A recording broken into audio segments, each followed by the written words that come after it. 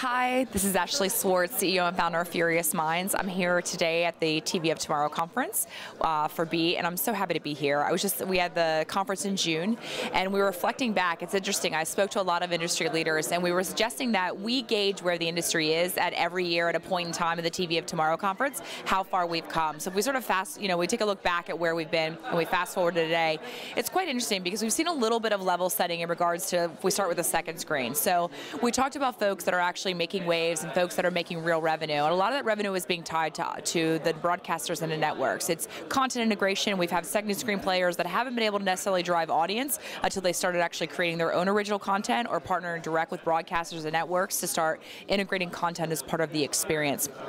Today, Microsoft also showed us a demo of SmartGlass, which is their sort of second screen cloud integrated technology that uses metadata to be able to create a companion device experience on an integrated Windows 8 device while watching something on the Xbox over the top. So considering that Xbox is in over 40 million households in the US, that technically is larger than the largest US cable provider, it's interesting to think where they're going to end up when they really deliver to the TV everywhere proposition and provide a second screen experience.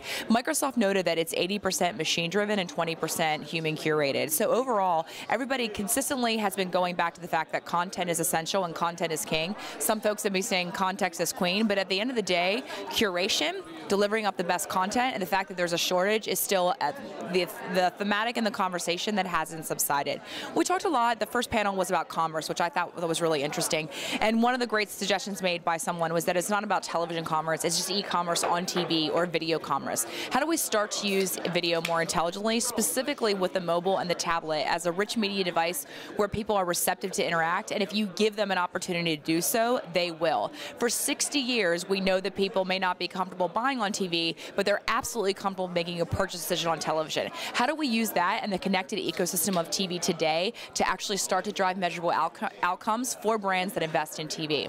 It still is all about the 30-second spot. Everybody continues to say that. We acknowledge that the economies and the economics of television haven't necessarily changed. It's still dominated by operators and networks, and one of the things that is sort of prevalent to me and omnipresent in every conversation or panel is that networks and operators stand to lose more than most startups in this space of television and convergence stand to gain. And that in and of itself means that the battle may be fought day to day by small players that are disrupting, but the war is actually going to be fought by the operators and the broadcasters. And what that means, we're not sure, but at the end of the day, content remains king, and everyone is looking for ways to monetize experience when, on the second screen, Twitter is still the killer app, and no one has figured out how to beat that.